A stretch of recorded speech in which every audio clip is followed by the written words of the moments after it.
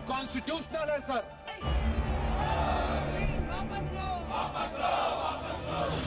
क्या धमकाना चाहते हो भाई? संसद का कानून है, सबको स्वीकार करना पड़ेगा। वक्फ की मनमानी का वक्त अब खत्म होने जा रहा है, इसलिए विपक्षी पार्टियों में खलबली भी तेज नजर आ रही है।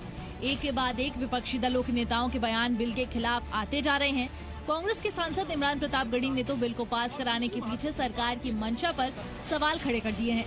प्रतापगढ़ी का कहना है कि संख्या बल से सरकार अब कॉन्स्टिट्यूशन को बुलडोज करने की कोशिश कर रही है।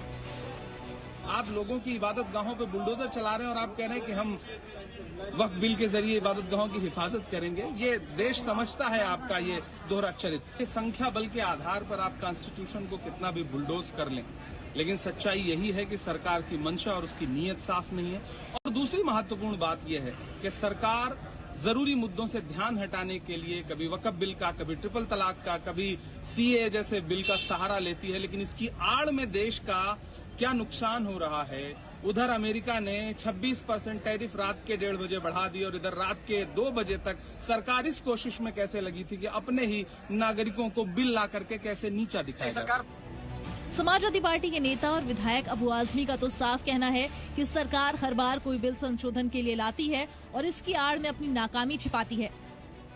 देश का इकोनॉमिक हालत खराब होती जा रही है, देश बर्बादी के कगार पे खड़ा हो रहा है, बेरोजगारी बढ़ रही है, महंगाई बढ़ रही है, देश पे कर्ज बढ़ रहा है। इन चीजों पे कोई डिस्कशन ही नहीं हो रहा है। बस सिर्फ और मुस्लिम हिंदू कर रहे हैं। मैं समझता हूँ ये देश के लिए बहुत हानिकारक है। मैं तमाम हिंदू भाइयों से कहना चाहता हूँ कि ये लोग सिर्फ मुसलमानों के खिलाफ नहीं है, ये आप सबके खिलाफ हैं। क्योंकि जब इकोनॉमी खराब होगी, जब महंगाई बढ़ेगी, देश पे कर्ज बढ़ेगा, तो ये आपको भी अफेक्ट करेगा। आप निकलिए सड़क पर इनके खिलाफ। अभी जो है लोकसभा में बिल के पेश होते ही देश भर में धरने और प्रदर्शन की बातें सामने आ रही हैं। विपक्षी दल के कई नेता इसे ही सही रास्ता बता रहे हैं। तो वहीं कांग्रेस सांसद इमरान मसूद का कहना है कि लड़ाई कानून की है, कानूनी तरीके से लड़ी जाए तो बात बनेगी, नहीं तो धरने प्रदर्शन से सरकार को ही फायदा होगा। खुला कोर्ट भी जाएंगे, जो भी रणनीति बनेगी उसके ऊपर करेंगे काम।